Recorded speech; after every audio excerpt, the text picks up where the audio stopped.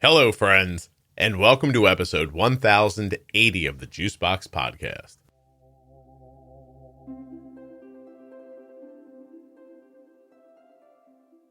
I'm incredibly excited to give you a preview of a brand new series that's coming in January, Grand Rounds. These episodes are aimed at practitioners, but are also going to be very valuable for people living with diabetes. Our goal is to let doctors know what they should know. I've taken feedback from the Juicebox Podcast listeners to develop this series. We're going to use your words to describe to doctors what they need to know to help you. But moreover, this information is going to let you know what you should be expecting from your physicians. And frankly, what you deserve. While you're listening, please remember that nothing you hear on the Juicebox Podcast should be considered advice, medical or otherwise. Always consult a physician before making any changes to your healthcare plan or becoming bold with insulin. This series is going to help physicians be the kind of people you want to consult. If you're enjoying this series, please share it with your healthcare provider, doctors that you know in your life, or other people living with diabetes.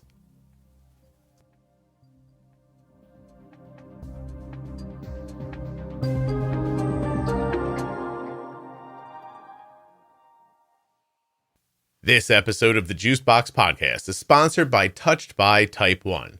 Touched by Type 1 is an organization that is dedicated to helping people with type 1 diabetes. They're asking if you'd be willing to go check them out on Facebook and give them a follow, on Instagram and do the same, or at their website, touchedbytype1.org. Head over to that website now to see all of the amazing things that Touched by Type 1 does for people living with type 1 diabetes. The podcast is also sponsored today by US Med. US Med is the place where Arden gets her diabetes supplies from. She gets her Dexcom G7s and her Omnipod DASHs. But they have so much more, and I'll tell you about it a little later. For now, here's what you need to know. You can get a free benefits check at my phone number, 888-721-1514, or by going to usmed.com/juicebox. Hopefully none of that was recorded. I did not record any of that, but I'm recording you saying hopefully none of that was recorded. Jenny and I are having a day together, and we're going to use that energy to build the next series of the podcast. So, yay! All right, let's go. I'm pretty settled on calling this episode Grand Rounds, actually the series Grand Rounds. Great. That is really only from my knowledge of the medical profession as far as I've watched Grey's Anatomy. And because I'm old, I've also seen the entire run of ER. That's what I know about hospitals. I realize that might not be accurate. But I do remember people saying grand rounds, like where all the students would get together and go around with an older, more wizened teacher, and they would go from case to case and talk about things. And my idea here, Jenny, is this. I feel like we can put a series of episodes together that would simultaneously teach patients what to expect from their doctors while teaching doctors what their patients deserve. Does that make sense? And how to interact. Yes, and how to actually feed that information to them, taking into account that diabetes is probably 3 pages in a book at medical school and 20 minutes somewhere while you're going through things, and that a lot of people are going to intersect emergency room people, doctors in like urgent cares, in their primary care offices. People who aren't schooled on diabetes the way people who live with it are. Correct. What we've done is gone out to the population that listens to the podcast. And so that people know who are listening, I'm talking about 40,000 people in a Facebook group and millions of downloads of the podcast. And we've asked these people, to give their feedback about what would have been helpful and what was not helpful. And then we've broken that down. And today, you and I, as we've come to do at the beginning of a series, are going to talk through how we're going to build the series. We're going to take this information, put it in some reasonable order, let people know what to expect. And that's what we're going to do. And you Fantastic. You're incredibly passionate about this. So if you could talk for a minute about why you think this is important, I'd appreciate it. Yeah, I'm passionate. That's a great word, because I think that, as you've already stated, general medicine practitioners who haven't had the extra schooling, right? When you complete medical school, then you can specialize, right? Specializing in endocrine, you go on to a fellowship, you complete a fellowship. And so you have that more in depth. In general, a first stop anytime you're sick is going to be a primary care doctor. Mm-hmm. They're going to be a first stop, whether there's symptoms for something or whatnot, you're going to go to primary care. Or in the case that really urgent symptoms come up, you're going to go urgent care, emergency department, or whatnot. And in those cases, they're knowledgeable people. I mean, that's one big thing I want is people to hear that they're schooled. They're schooled in medicine, but they are not schooled in a specialty. Yeah. And we can't expect them to be either, mm-hmm. right? But in order for them to understand what to do, I think it's a two-way, right? I want to say right at the onset that I am almost positive that through this series somewhere, if you're a physician, you're going to feel like there's doctor bashing going on. And there is not. We both have the utmost respect for you and what you do and how difficult it is. We just know that the only, and doctors are the first people to say this usually. They'll tell people with diabetes all the time, look, you're going to have this for 6 months or a year, and then you're going to know more about it than I am, right? That Correct. Living with it really is the only way. But the reason that this is so important, even from minute one, is because, I mean, Jenny, I'll tell you a little more about what Jenny does as we're going along, but she intersects people with diabetes all day long. I do as well. I have long form conversations with them. And I can tell you that sometimes things that are said to them in the first 5 minutes haunt them, sometimes forever. And so when a doctor says something offhanded, it literally, it could change their life significantly, good or bad. And so why not move it in the right direction is what we were thinking about making this series. Correct. And I think in general, when we're talking about overall medical personnel, clinicians, we're not doing any bashing. That's not the idea here at all. So that's great to clear up. Yeah. The idea, though, is for a communication piece to be more in the forefront of the mind, both on the person maybe with diabetes and how they can communicate better, but also from the physician knowing that I think a forgotten part of healthcare is that healthcare is it's human care. Yeah. So we're not looking at just talking in a very flat manner to somebody. We're looking at talking to somebody about something that's going to affect their life. And with diabetes, it impacts a life on a 24/7 note, right? There's no shut off to it. And so, as you said, you may make a statement as a clinician that's a statement you think may need to be in the conversation. And maybe at some point it does need to be there, but in a different way, different context, at a different point. You have to learn what somebody's coming in with the need for at that moment. And that takes talking. Right. And there also, I think you have to build more than just a spreadsheet in your mind of, I'll tell them about this. And then the next time I see them, I'll mention this. Like, you need to know where they are. Like, you might deliver the information, like Jenny said, too soon or too late. You might deliver it in the wrong way. And I know that's like, you could also be listening and think, well, how am I supposed to know where they're at? You could talk to them. Now, that'd be a really great way.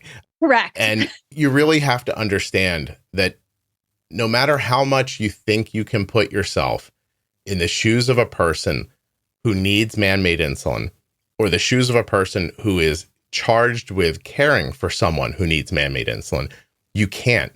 It's far more impactful and potentially destructive and difficult and time-consuming and exhausting than you'll ever be able to imagine. And the only thing that will help those people not live like that is the stuff we're going to talk about in these episodes. Correct. And you can listen to these and pick it up and apply it to what you're doing. I really think you can help. And that's not just me saying, I make a podcast, so here's my next topic. Right. We've been doing this a long time. We have a lot of feedback. We know what works. So I hope you guys listen. And if we sound like we're bashing you at some point, I promise you we're not.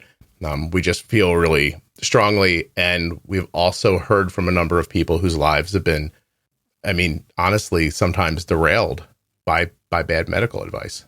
So, right. Yeah. And I think something to go along with that is bad medical advice or misguided even. Poorly understood. Yeah. Right. When you're a practitioner and someone is coming to you that's out of your wheelhouse of being able to answer, then your best ability is to say, you know what? I can't answer that the way that you need the answer to come, or I don't know enough about it. My job is to direct you to the right person. So it goes along with saying the right thing or saying it at the right time. And in this instance, if you don't know enough, the better thing is to not pretend that you know.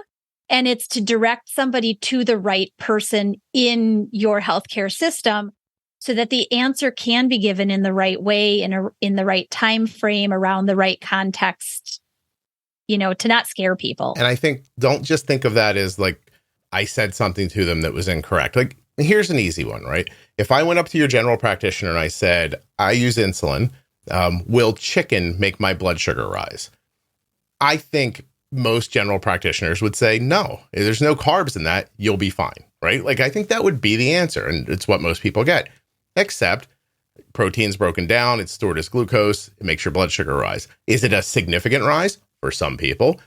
For some people, not, depending on variables too great to even go into right now. But if you tell that person, no, chicken won't make your blood sugar rise, you're the deity in this situation. You got the white coat on. They believe you. Correct. They'll never think again, is my blood sugar high because of chicken? You've told them that won't happen. And that's gone from their mind forever now. And then if someone comes along 10 years from now and tries to tell them, they'll fight to defend you and what you told them 10 years prior. You mean that much to them in their life. So it could be that, and it could just be, you have no idea. It could just be misspeaking or saying something without enough description. For years, I only thought Novolog was insulin. You didn't know that there were other. No, because they gave us Novolog. You just thought Novolog was insulin, and that was what insulin was. This is insulin. And I went, all right. And I took it, and now this is insulin, right? So I now when my daughter has struggles, I don't know that I could look into other kinds of insulin. I had no idea. It would have never occurred to me because I've already been predisposed to believe that what I was handed is insulin, and there shouldn't be any questions after that. Right. That's all. Right. And again, this could seem like nitpicking, but I've interviewed over 1,000 people with diabetes, and I'm sure Jenny's talked to way more people than that with type 1 and type 2.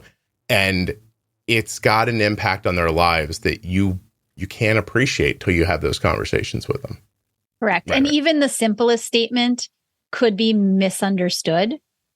And so that's why really, unless you have a good enough idea how to give a simple but correct answer, the better idea is say, you know what, I don't know. Either let's look that up. Let's take the time together to understand it in office. I think that goes a long way with actually trust from a person with diabetes to the clinician, because the clinician is willing to take that step with somebody, or say, you know what, we can set up another visit, and or I'm going to have another clinician who knows all about this be the one to present you with the right information.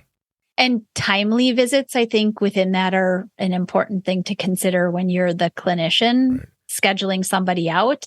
It's somebody has a question. Oh, it looks like 3 months from now, you can see this person who can answer.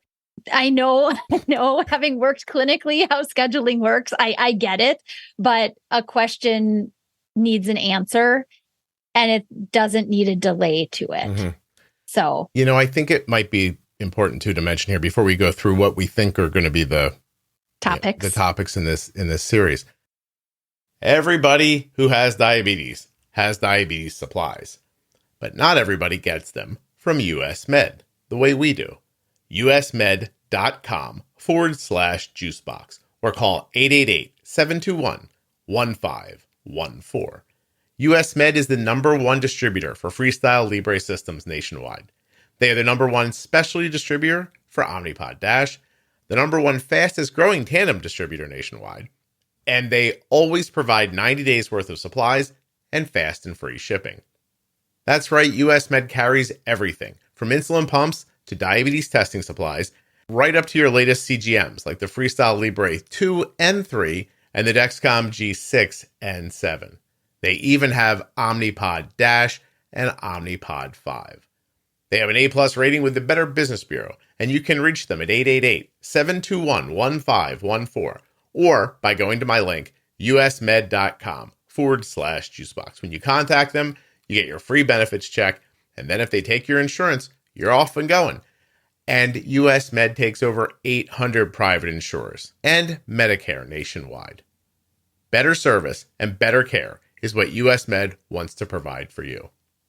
usmed.com/juicebox. Get your diabetes supplies the same way Arden does from US Med. Links in the show notes. Links at juiceboxpodcast.com to US Med and all of the sponsors. When you use my links, you're supporting the show. You know what? I'm going to let it go. And I'm going to bring it back up in a second. So Okay. let me jump forward to the topic. God has to make a note so he I remembers. make a note for myself here. It maybe doesn't fit right here. Okay, so what we've got here is a fairly big list of ideas and thoughts, but I wouldn't want a physician or even a person listening who's like, what should I be expecting from my doctor? I wouldn't want you to think, how am I going to put all this to memory? What am I going to carry bullet points around with me? Make sure you ask me about this. Make sure I talked about that. To me, that's not how this works. To me, the way it works is these conversations, you listen to them and you sort of just fold the information into your understanding of diabetes so that when these things do come up, your natural inclination will lead you towards answers and ideas that will be helpful for you. So don't think of this as like a study guide, and don't think of it as a list. Think of it as broadening your understanding so that you can ask or give the right information. Correct.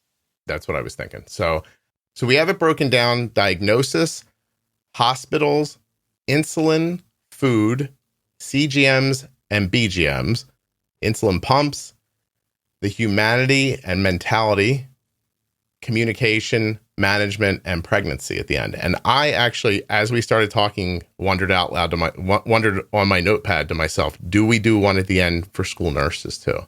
So let's maybe That's a good one as well. Yeah. We have, one that came to mind since you had insulin in there, right? Mm-hmm. Is safety. I think safety would go right along with that insulin topic. Mm-hmm. You're hearing Jenny and I morphing the list as we go. So the reason is because I've seen too many things that circulate around insulin, and the topic of safety, it's not discussed the right way, and or the tools that are there for safe measures aren't talked about at all. Yeah. And you might think, as an example, oh, everyone knows that.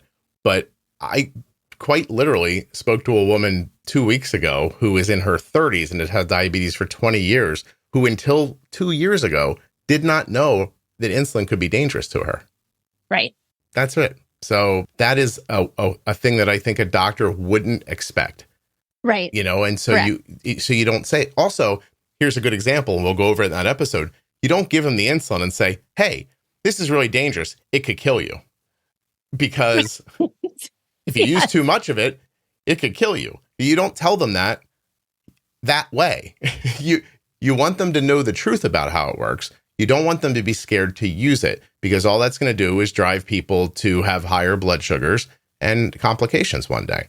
And it's just, these are the things we're talking about. So yeah, I think within that insulin and that safety is tactics of discussion. Honestly, because I think too often, you brought up, just the word scare. Too often, the strategy that's used, it's not a direct thing, but I think too often scare tactics are used. Right. That shouldn't be the way that people are educated. You can't lump everybody together into one mindset. There are going to be some people who don't do a good job taking care of themselves. That might be because they don't understand it. That might be because they're afraid. It might be because they're apathetic, on and on and on. But what you see happen, the stories you get back from people are that the doctor just assumed I didn't care, but that wasn't the case. And often people have, psychological reasons why they can't do the things you're asking them to do. There's plenty of times and plenty of stories where you as the doctor, you think you're giving great advice and you're not. And that person's at home breaking their ass trying to make this work. And they come back to you and you say, well, you're not trying hard enough. That's how much you believe in information that is not actually very valuable to them, or you haven't done a good job of giving it to them in a way that they can pick up and use. And that's the reason that, you have to, with each person, that human piece to it again, you have to bring your whole wealth of knowledge into those visits and your understanding of being a human and all the variables that impact your life up to that visit time, because people are going to lean in and respond and ask questions. And that gives you who they are.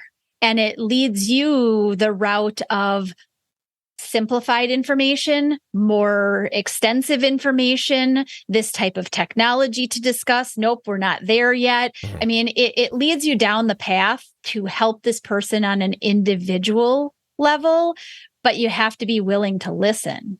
And I know in today's world, I don't think that doctors don't want to listen. I know that there is a time constraint. I 100% understand that. But I think even the first couple of minutes of a discussion could be enough to be able to feel out the avenue you're going to go down for that visit. Right.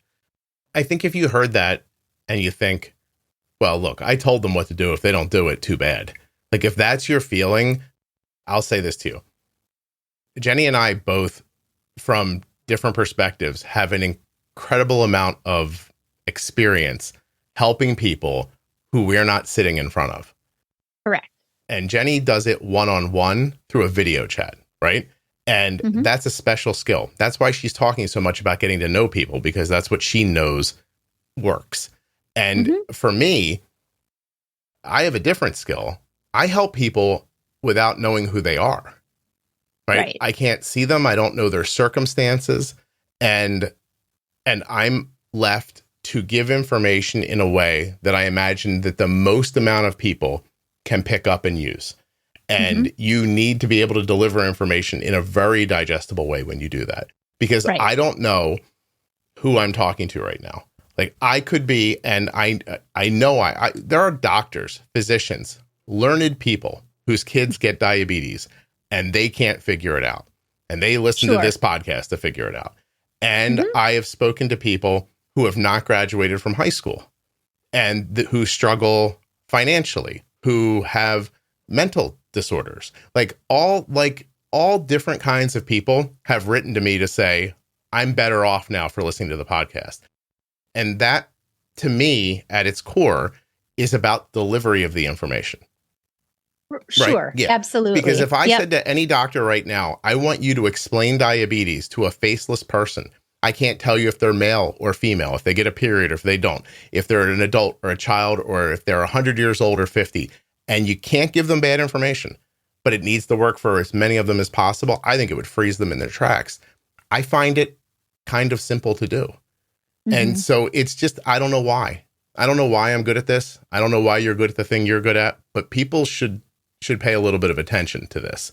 I think one of the biggest pieces that is it's not personality based that you start from, and it's very directed to insulin, right? Your big emphasis is all around understanding insulin. And that insulin understanding can get very precise person to person and variable to variable in lifestyle.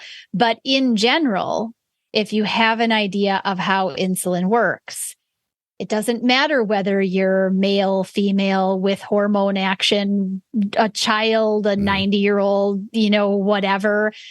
insulin is meant to work a certain way. And if you start to understand that, then the person becomes important, because then the action and the use of insulin can be adjusted based on the person. Yeah. I started this podcast almost a decade ago based on the idea that if you understood how insulin worked, that was the starting point. Like I looked at all of the different things that people are told about their diabetes, and there's so many. And I looked at each one of them and I thought, is this the core idea? No. Is this the core idea? No. What's the core idea? Like, what do I have to know on day one, moment one? And it's how insulin reacts in your body.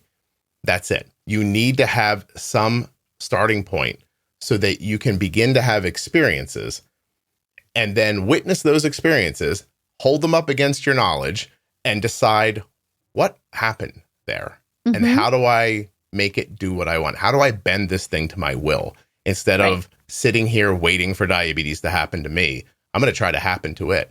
And because that's where individualizing your use of insulin comes into the picture. Right. Yeah. And I think what ends up happening we'll talk about it through the episodes, but you're diagnosed. There's a lot of fear right away. Okay. Like, and good reason to be. Good reason to be scared. It's a scary thing. And then terms start flying around and rules. And this could kill you. Don't use too much. Don't use too little. Shoot for this range. Like they start saying things like that. It's overwhelming. It's incredibly overwhelming. And your brain picks and chooses what it's going to remember. I think most people's brains work the way they talk about astronauts making decisions. The only problem in front of them is the next thing that can kill them. And then once they get that one, then they go to the next thing that can kill them, because everything in space is trying to kill you. So you don't worry about everything. You worry about the next thing coming for you. And I think you can get put into that situation when you're diagnosed with type 1 or type 2, honestly, like quite honestly. This is where at diagnosis, not saying the wrong thing is almost more important than saying the right thing. Correct. So, Jenny, the next thing after being diagnosed is, for a lot of people, they end up in the hospital. And for a lot of people, just as many, actually, sometimes I think more, they end up like just being sent home. Adults are sent home at, to me, what seems like an alarming rate when they're diagnosed with diabetes. Very quickly. Yeah. So that's going to be, we think, right, that's the next episode. So we're going to start with diagnosis, have a big conversation about being diagnosed. Correct. And then we're going to talk about hospitals and that first setting that you're in, because that's the next opportunity for a different group of clinicians to be in contact with you. Correct. A lot of nursing staff is going to be in contact with you. A lot of roving doctors are going to be in and out. I'm not saying you guys send them in just so you can bill, but there are a lot of people coming in and out, and they all have to say something to you if they want insurance to cover it. So we want them to know what they're saying. There might be nothing more disheartening when you're dealing with a doctor than when you're sitting there and you realize they don't know what they're talking about. And they know they don't know. We're just talking at each other, because boy, does that take the air out of you, because you don't know what you're doing. You're looking to this person and they're just glad handing you or just talking around things. You're like, oh, they're not saying anything. And sometimes that's a process. I mean, having worked, enough hospital time, it's almost an intermediate step of sorts of not, you've given a diagnosis. It's diagnosis that is something maybe nobody has ever heard of. They've heard of it and they don't know anything about it. And it's, 100% brand new, as diabetes diagnosis typically is. And I think from the clinical standpoint, that is where they don't just want to leave you with this diagnosis. And even if they don't know enough about it because they're not specialized in it, there's a sense of not leaving somebody just with that new information.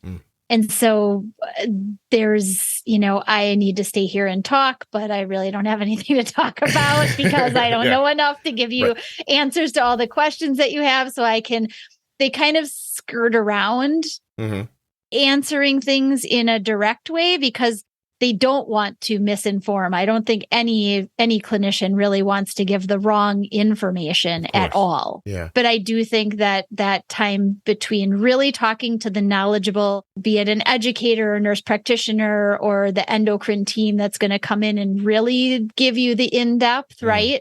There's also a time segment where they may not be in the hospital yet, right? If you take yourself or a child or a teen or a loved one in at 2:00 in the morning, you're likely not going to see a knowledgeable, true condition physician or team until the normal hours of the day. Right. But again, I think that's why this will be important, because you could listen through this one time in a few hours in your car or while you're working or whatever, and then actually have something valuable to say. Correct. Even if you are the one at 2 a.m., even if you're the one at 2 a.m. who just says, listen, this is going to seem very overwhelming at first, and I don't want to lie to you, it is, but it's doable. You and your team, your family, you're going to find your way through this. I'll tell you the nicest thing you can say to a person with diabetes: a year from now, it's not going to feel like this. Right. Like you're just going to be learning some new stuff, and it's not a test. It's not learning like that. It's just having experiences and learning from them and moving on and applying. It's going to take a little time, but you'll see. It'll be okay. Right. Don't promise them it'll magically be okay. Like, you know what I mean? Don't do the thing that's been happening for decades. Jenny has no idea what I'm going to say right now, but what is everybody told when they're diagnosed? Oh, that it's going to be cured in 7 years. Yeah, don't 7. worry. Where did you come up with the magic number of 7 to begin with, right? 5 years, 7 years, 10 years. It's happening. I read an article in Forbes. You didn't see it? It's almost over. Like that. Don't do that to people. Don't do that. Right. Because then they don't take care of themselves because they think it's almost over. Right. Right. So, I mean, you asked, what's the biggest thing that I really want? I want, if I had like my full 100% wish, this whole like grand rounds, it would be part of like medical school education. Oh, yeah, it really would. It would be, because I think regardless of what specialty somebody ends up going into, and it may very well not be diabetes, because diabetes it's on the rise. Yeah, you're going to touch somebody. Be honest. You are going to touch somebody or be touched by somebody with diabetes, whether it's type 1 or type 2, or maybe even gestational diabetes, whatnot. The more you have than the basic of the one class you took in an hour's worth of your medical schooling, you will find somebody that it's valuable for you to know just a little bit more. So that's my goal. Yeah, because the better chance you'll have not to frustrate that person and make another person who doesn't believe you or listening to you. Don't be the dentist that says, you shouldn't use candy to stop a low blood sugar, to a woman whose 4-year-old will only take candy when when their blood sugar's falling and she's afraid the kid's going to die.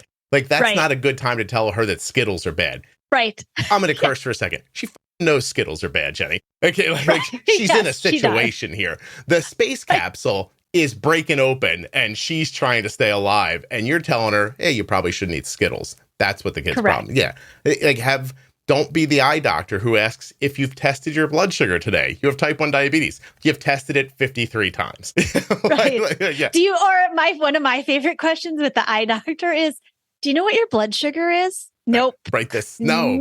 I'm never. You mean I was supposed to check that? Yeah. What? No. Come on. I never look. It's crazy. It's a certainty that they don't know what the hell they're talking about. It's because it's on a questionnaire. Yeah. It's part of the check off. Yes, you've asked this. Yes, you've asked this. And I know. Yeah. But even listen, if you're a doctor, just for self-preservation, you want a billable person to show back up every couple of months.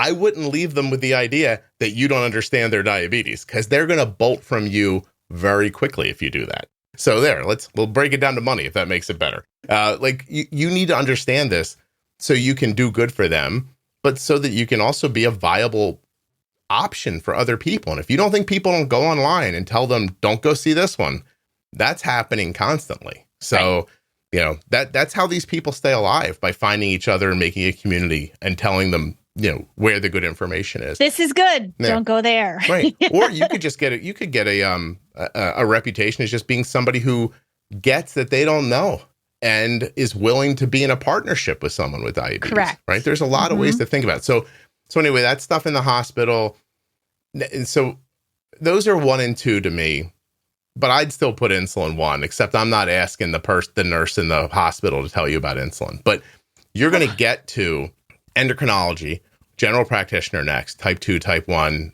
it depends on what you are, I guess, adult or child. You're going to end up in that scenario. This is it. This is when you start explaining insulin to them. And Jenny and I are going to have a long conversation about how insulin works so that when you're done listening, you can really understand it too. Mm-hmm. And I know you think you do, but you don't. So, I mean, if you have diabetes and you're listening, then you're just giggling along. Like, that was a nice way to say it. Yeah. I know you think you know insulin, but you really don't. If you're not using insulin, you don't understand how it works. And not for nothing, thyroid medication, right? Autoimmune issues kind of run together. So I happen to know a lot about thyroid. Mm-hmm. Most doctors are terrible at prescribing thyroid medication. They're not good at it. They don't know how it works. And I don't just mean take it in the morning before you eat.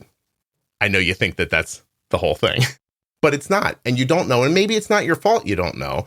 But that little decision, not understanding how to medicate someone's thyroid problem, causes them problems with how their insulin works. Long term. And how their weight reacts. Mm-hmm. And if they're heavier, then they need more insulin. And now you already didn't teach them how to use insulin. And now you're putting them in a situation where they know they need more of it. And you don't know that, because you don't have a thyroid problem and diabetes. And it's cool, like, not to know. We'll explain it to you. So we're going to go all through insulin, not just how it works, but just Jenny brought up earlier, safety. Now, food is next on our list. Jeez. Okay. Can I say? Please go. Just say something? Also tell them you got letters behind your name. This makes this even more impressive. What are you? Which is the reason. Yes. So I'm a registered dietitian, a certified diabetes care and education specialist. And to be quite honest, as a registered dietitian, you go through a lot of schooling specific to human nutrition. Mm-hmm. I did many years of education in human nutrition and an internship program and application in clinical needs, etc. By no means should clinical staff that hasn't had the education be giving out nutrition information. You just really, I mean, and this goes as far as, years ago when I started as an educator, so many people brought up, well, my doctor told me not to eat white food. What does that mean? So I can't eat apples because they're white. In general, my statement is I would never try to tell somebody what to do for a brain tumor. Mm-hmm. I would say I'm not a specialist. Sounds like you got a problem. You need somebody who specializes. Yeah. So please don't tell people about nutrition because I guarantee that the majority of them don't have nutrition degrees. Well, also, if I'm being told about nutrition from somebody who does not personally appear like they understand it, I have a hard time taking you seriously then. Correct. Yes. If you're the doctor who smokes and then tells people not to smoke, I guarantee. With your yellow fingers. You know what you're doing that's really hurting you? Smoking. I heard about it in a book. It's bad. I think Jenny's point is, and it's funny, when I think of you and where your value lies for people with diabetes, obviously being a nutritionist and a CDE is important, but I rank just as importantly, you've had diabetes for over 35 years. So that's a long time and a lot of lessons. And then you couple in that education on top of those lessons. Then you couple in the experiences you're having talking to people every day on top of those lessons. Jenny knows what she's talking about. She's not here by mistake. And I also think within the topic of food, I do think that it's under discussed in the right way. Mm-hmm. So, and I find this both for kiddos and like all ages, let's just say. The whole idea around food, as you said before, something nice to say is that a year from now, this will look different and it will be better than it feels right now, right? Something around food that often gets said is that, you really don't have to change anything at all about what you're doing. And I think in a nice way, the clinician is trying to just say, hey, it's not that bad, right? Right. But in general, there is a lot to understand about food. Mm-hmm. There is. And it's not just as cut and dry as take your insulin and eat your food. Right.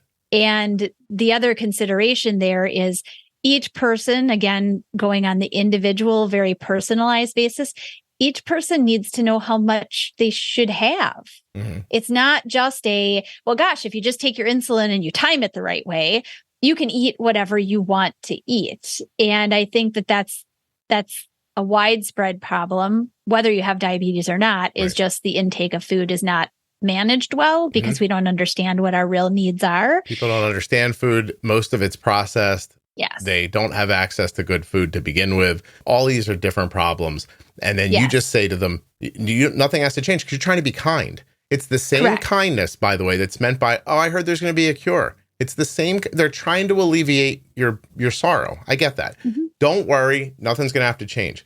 Well, yeah. That's not true. Unless you eat like horribly and, and then you send them home and go, don't worry, it's going to be fine. Then they get up in the morning and have a bowl of Captain Crunch and their blood sugar is 350 and you didn't teach them how to use insulin anyway. By the way, I get bowls for Captain Crunch, but that's not the point. Like the point is it's going to impact them hard. And then they roll into lunch and it's frozen pizza. And then they roll into dinner and it's processed chicken nuggets and and oil and all this stuff. They don't know. They think they're eating well. Right. I promise you, I've talked to a lot of people. I think the majority of people who are eating poorly don't know they are. Correct. I honestly believe that. I don't think it's apathy. I don't think it's ignorance. I think they just don't know. And now you're telling them, don't worry about it. It's not a problem. Mm-hmm. You don't know what they're eating. How could you possibly say that? Right. Right.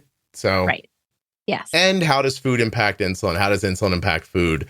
We're going to talk all about that because if you don't understand that, I don't know how you're possibly directing people. I'm going to share with you that online the other day in the private Facebook group, I watched somebody tell a story where they were in a doctor's office and said to the doctor, look, you're giving me this information, but the truth is that 10 grams of this food and 10 grams of that food impact my kid completely differently. Correct. And they said the doctor looked at them crazy, like just sideways. And he's like, what? He goes, well, this is obviously a person listens to the podcast. We're like, well, the glycemic impact of this food is not the same as that. Right. And the load's different with this one because it's more complex. And therefore, one of these needs a different amount of insulin. Actually, it also needs kind of an extended bolus and all that. And this other one's a simpler. And they're having this conversation. And the doctor stopped them and said, this burned in my head when I read it. You are completely wrong about that. A carb is a carb is a carb. That's what they were told. So now this lady was, educated enough that she could fight back. And by the way, she didn't fight back. You want to know what she did? She went and looked for another doctor. Yeah. So, but there she was in a room. Now, how many people is he saying that to? Correct. Right? Yes. And that's not right. And if you heard that just now and thought, oh, wait, a carb's not a carb is a carb for a person with diabetes, you might want to start wondering what else you don't know, because that's a pretty basic one and it's huge. Right. Absolutely. Okay. And I think in today's technology use, that has become much more visible. Mm-hmm. Years and years ago, not so much, right? But in today's world, which we've had technology long enough now, it's very visible that you can, know the difference between food versus food, even though they technically fall within the same macro. And that's why the next piece of this is going to be glucose monitors, continuous glucose monitors and blood glucose monitors. Yes. Because again, they're more than what most people think when they prescribe them, and the value that they have and how you can interpret that value and the information is huge. So that's going to be the next step. Then we're going to talk about insulin pumping, and I'm probably going to rail against all of you who think that you have to have diabetes for a prescribed amount of time before you get an insulin pump. And we're going to talk about how they work and how you can support people with them. Then the next piece that Jenny keeps bringing up over and over again when she and I talk about this before we got together today is just the mentality and the humanity behind everything. Mm-hmm. And how important it is to, like we said earlier, to treat people not like a patient and not like a customer, but not like a checklist of things that you have to get through because they're necessary to ask about. While they may be important, you have to remember the person coming in has got a life. Yeah. full of a lot of things beyond just the diabetes, which may very well be part of the communication or the conversation that you have if you take the time to listen. Right. Right. And that takes us to the next part, which is communication. We're going to talk a lot about how we have found the talking part of it to be so important. And the tactics, I hate to say that word, but the tactics that Jenny and I both use in what we do separately and together when we're talking to people together. We're doing it now, by the way. You don't realize it. If Jenny and I were talking about this privately, it wouldn't exactly sound like this, right? No. We're delivering this in a way that we think that would interest doctors without making them mad, so they'll keep listening, in a way that will let patients hear it so they know what to go advocate for, but without making them mad at the doctors, right? That's what you're hearing for the last 45 minutes is being given to you purposefully. And there's a way to do that, by the way, both ways, doctor to patient, patient to doctor, because, if you just walk in there as the patient and you're a big pain in the ass, the doctor's still a person and they're going to put up a wall. You know what I mean? Right? Absolutely. They're going to be like, oh, this one is how they're going to think when you come in, right? Yeah. That's not how you want to get your doctoring. You know what I mean? You want them to be excited to see you. And, and that there's responsibility on both sides for that. Then we have management, Jenny, and I have to scroll down a little bit to be perfectly honest with you, to see what that is. A long list. We put this together a couple of weeks ago. Okay. So this is going to be kind of a big kind of overview about education, kind of don't just teach a man to fish, teach a man to fish kind of a situation, more about ratios, real kind of more nuts and bolts stuff that I think that isn't that difficult if you're a physician that you could understand. Right. And then Jenny added pregnancy at the end because it's one of the things that she does and she can be really valuable in that. I will probably not say as much during that episode, but we'll talk about that. And then I don't know, Jenny, do we like adding school nurses to this? I like adding school nurses. Absolutely. Okay. All right. I'm going to tell you why now, just briefly. And then I'll remember when we make the episode to tell you the whole story. But I'm going to tell you in the school nurse part, the story that a guy named Joe literally just called me last night and told me about. And just remind me when we get to that episode to tell you Joe's story about school nurses. Okay? Okay. Thank you. I really appreciate this. I'm super excited that you're willing to do this with me. And I can't thank you enough. I'm excited. It was a great idea. Oh, well, that was my idea. But thank you. Yes. It was everybody's idea. I'll tell you what, being serious, it was a thought I had just out of nowhere. I think I was in the shower and I was like, what are Jenny and I going to do next? And it popped into my head.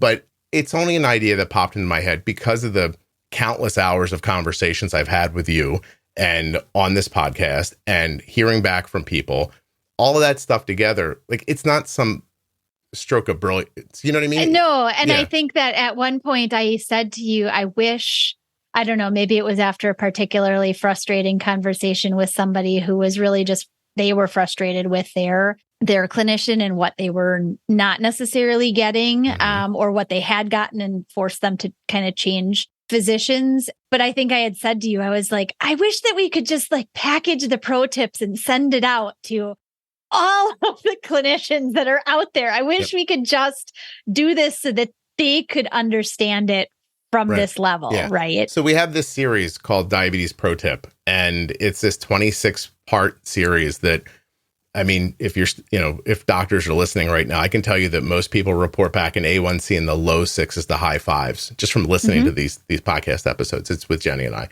And she's just like, why can't we just how do you do that?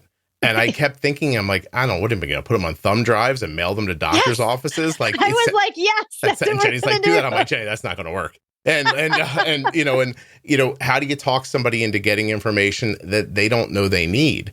So my thought was, there are plenty of doctors that listen to this podcast that like the podcast. So maybe we'll put this series together and maybe they'll start sharing it amongst colleagues is kind of how we were hoping. So anyway, I appreciate it very much. I hope you have a good weekend. You as well. Thanks.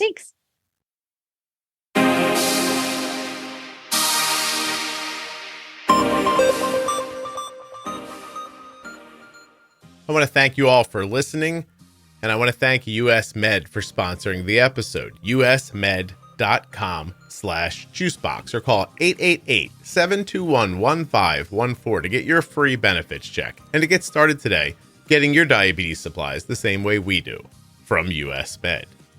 I want to thank Jenny and remind you that she works at integrateddiabetes.com if you'd like to hire her.